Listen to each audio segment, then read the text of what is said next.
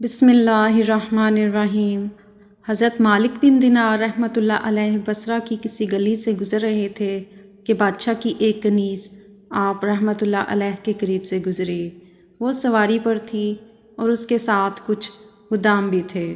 آپ رحمۃ اللہ علیہ نے پیچھے سے اس کی آہٹ سنی تو مڑ کر پیچھے دیکھا اور اس کی آب و تاب دیکھ کر کہنے لگے، اے کنیز، کیا تیرا آقا تجھے بیچے گا؟ کنیز نے جب یہ بات سن کر آپ رحمۃ اللہ علیہ کی طرف دیکھا تو آپ رحمۃ اللہ علیہ پرانا چگا پہنے ہوئے تھے لیکن خوش شکل اور باوقار دکھائی دیتے تھے۔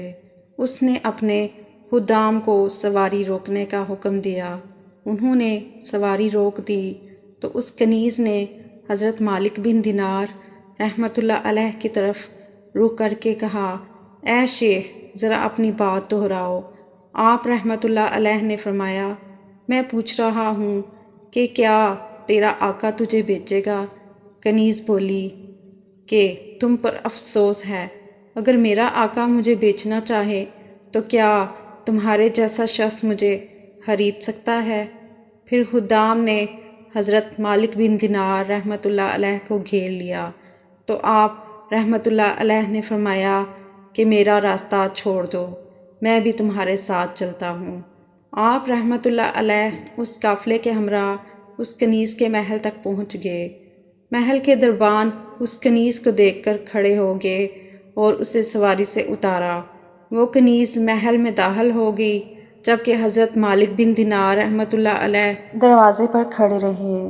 جب کنیز اپنے آقا کے پاس پہنچی تو اس نے کہا، اے میرے آقا، مجھے ایک تنگ دست اور بوڑھا فقیر ملا جس نے بوسیدہ لباس پہن رکھا تھا۔ جب اس نے میرا حسن و جمال، میری شان و شوکت اور میرے خدام کو دیکھا تو حیران ہو کر رہ گیا اور مجھ سے کہنے لگا، کیا تیرا آقا تجھے بیچے گا؟ کنیز کا آقا یہ بات سن کر ہنس دیا اور اس سے پوچھا، وہ بوڑھا کہاں ہے؟ کنیز بولی، میں اسے اپنے ساتھ لے آئی ہوئی ہوں اور وہ اس وقت محل کے دروازے پر کھڑا ہے۔ آقا نے کہا، اسے میرے پاس لے آؤ۔ جب حضرت مالک بن دینار رحمۃ اللہ علیہ اس بادشاہ کی نشست گاہ کے دروازے پر پہنچے تو دیکھا کہ وہ کمرہ انواع و اقسام کے قالینوں اور تکیوں سے آراستہ ہے اور محل کا مالک ایک اونچی جگہ بیٹھا ہوا ہے۔ حضرت مالک بن دینار رحمۃ اللہ علیہ رک کر اس کی طرف دیکھنے لگے۔ اس شخص نے پوچھا، کیا ہوا؟ اے شیخ، اندر آ جاؤ۔ حضرت مالک بن دینار بولے، جب تک تم یہ قالین نہیں اٹھاؤ گے اور اس کے فتنے کو مجھ سے دور نہیں کرو گے، میں اندر نہیں آؤں گا۔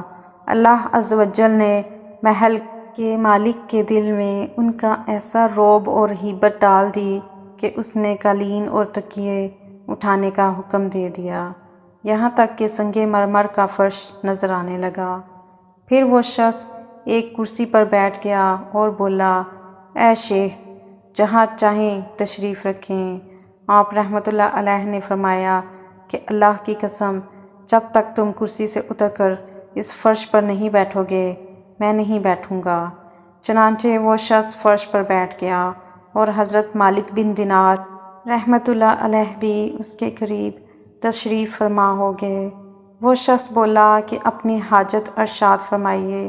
حضرت مالک بن دینار رحمۃ اللہ علیہ نے فرمایا، ابھی تمہاری جو کنیز محل میں آئی ہے، کیا تم اسے بیچو گے؟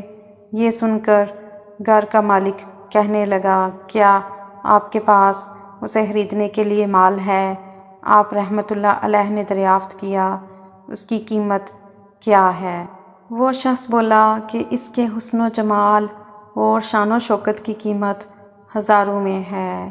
حضرت مالک بن دینار رحمۃ اللہ علیہ نے فرمایا، اللہ کی قسم، میرے نزدیک تو اس کی قیمت کھجور کی 2 بوسیدہ گٹھلیوں کے برابر ہے۔ اس جواب پر اس شخص کی ہنسی نکل گئی۔ پردے میں موجود وہ کنیز اور دیگر خادم بھی ہنسنے لگے۔ حضرت مالک بن دینار رحمۃ اللہ علیہ نے تعجب سے پوچھا، کیوں ہنس رہے ہو؟ وہ شخص بولا، آپ نے اس کنیز کی قیمت اتنی کم کیوں لگائی ہے؟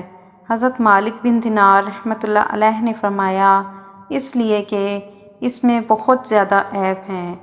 اس نے پوچھا، آپ اس کے عیوب کیسے جانتے ہیں؟ آپ رحمۃ اللہ علیہ نے فرمایا کہ میں اس کے اتنے عیوب جانتا ہوں جتنے تم بھی نہیں جانتے۔ وہ بولا کہ ان عیوب سے مجھے بھی آگاہ کیجیے۔ آپ رحمۃ اللہ علیہ نے عیوب گنوانا شروع کیے، چنانچہ فرمایا، اگر یہ عطر نہ لگائے تو اس کے کپڑوں سے بدبو آنے لگے، اگر مسواک نہ کرے تو منہ سے بو آنے لگے، اگر غسل نہ کرے تو میلی کچیلی ہو جائے، اگر بالوں میں کنگھی نہ کرے تو ان میں جوئیں پڑ جائیں اور یہ پوری گندی ہو جائے۔ کچھ عرصے کے بعد یہ بوڑھی نظر آنے لگے گی۔ اس سے نزلہ، بخار بھی ہوتا ہے، تھوک، بلغم، حیض اور ان کے علاوہ بھی یہ بہت سی مصیبتوں اور آفتوں کا شکار ہے۔ یہ تجھ سے صرف اس لیے محبت کرتی ہے کہ یہ تجھ سے نفع اٹھائے اور تو اس سے نفع اٹھائے۔ یہ تیری وفادار نہیں اور نہ ہی تجھ سے وعدہ محبت میں سچی ہے، بلکہ تیرے بعد جو بھی اس کا آقا بنے گا یہ اسے تیری طرح سمجھنے لگے گی۔ مگر میں ایک ایسی کنیز کو جانتا ہوں جو ان تمام عیبوں سے پاک ہے۔ اسے کافور کے خمیر سے پیدا کیا گیا، اگر اس کا لاگ کھارے پانی میں ڈالا جائے تو وہ میٹھا ہو جائے، اگر وہ کسی مردے کو آواز دے کر پکارے تو مردہ بول اٹھے، اگر وہ اپنی کلائی سورج پر ظاہر کر دے تو اس کی روشنی ماند پڑ جائے، اور اگر اس کی کلائی رات کی تاریکی میں ظاہر ہو تو ہر طرف اس کا نور چمک اٹھے، اگر اپنے لباس اور زیورات کا رخ آسمان کی طرف کر دے تو سب کو چمکا دے، اگر اس کی زلفوں کی خوشبو زمین پر پھیل جائے تو زمین اور اس کی تمام اشیاء کو مہکا دے۔ وہ معطر ہے، حسین ہے، نازنین ہے، ان گنت خوبیوں سے آراستہ ہے۔ وہ مشک و زعفران کے باغات میں پروان چڑھی اور تسنیم کے چشمے سے سیراب ہوئی ہے۔ وہ کبھی شکستہ دل نہ ہوگی، اس کی رونق ختم نہ ہوگی، نہ اس کا عہد ٹوٹے گا اور نہ ہی اس کی محبت تبدیل ہوگی اور نہ ہی کبھی بدن کمزور ہوگا۔ یہ فرمانے کے بعد حضرت مالک بن دینار رحمۃ اللہ علیہ نے اس شخص سے سوال کیا، اے دھوکے میں مبتلا ہونے والے، اب تو ہی بتا کہ ان دونوں میں سے کون سی کنیز زیادہ اہم ہے؟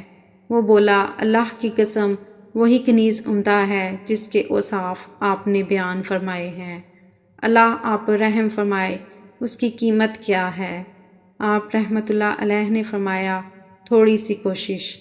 وہ اس طرح کہ رات کے کسی حصے میں بیدار ہو کر اخلاص کے ساتھ اپنے رب کے لیے 2 رکعت نفل نماز ادا کر لیا کر، اور جب تمہارے سامنے کھانا آئے تو بھوکے کو یاد کر کے رضائے الہی کے لیے اسے اپنی خواہشات پر ترجیح دے دیا کرو، اور راستے میں گزرتے ہوئے پتھر اور کانٹے ہٹا دیا کرو، اور اپنی زبان سے اچھی گفتگو اور اللہ عز و جل کا ذکر کیا کرو، اور زندگی کے ایام میں قلیل غذا پر قناعت کرو، اور دار غفلت یعنی دنیا سے اپنی توجہ ہٹا لو اور دنیا میں عزم مصمم کے ساتھ قناعت پسند زندگی گزارو۔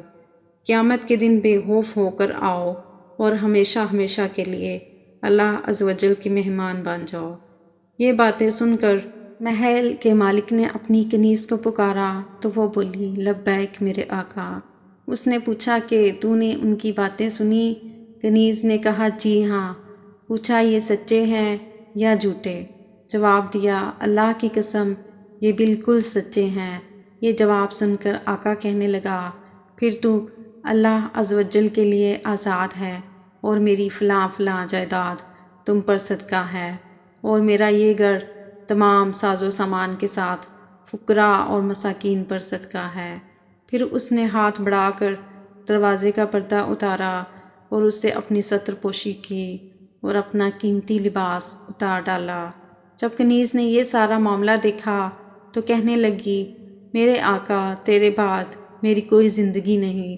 شان و شوکت ترک کر کے اپنے آقا کے ساتھ ہی جانے کی درخواست گزار ہوئی۔